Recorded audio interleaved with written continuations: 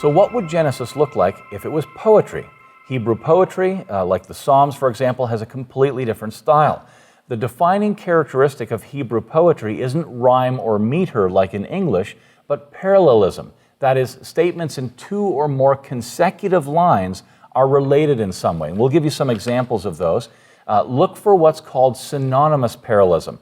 There will be one statement immediately followed by another statement saying the same thing using different words.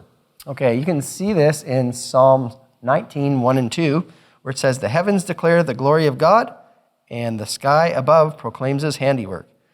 Day to day pours out speech, and night to night reveals knowledge." Yes, yep. Now, in antithetical parallelism, the first statement is followed by a statement of the opposite, like in Proverbs 28, verse 1, where it says, "The wicked flee when no one pursues, but the righteous are bold as a lion." And in verse 7, it says, "The one who keeps the law is a son with understanding, but a companion of gluttons shames his father."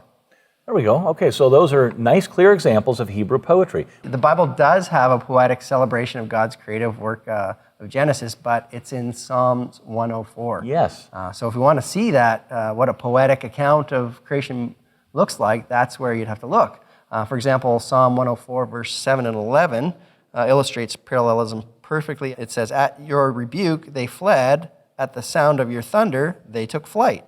And then verse 7 says, "They give drink to every beast of the field, the wild donkeys quench their thirst." In order to really understand what the Bible is saying, we can't impose our own ideas on it.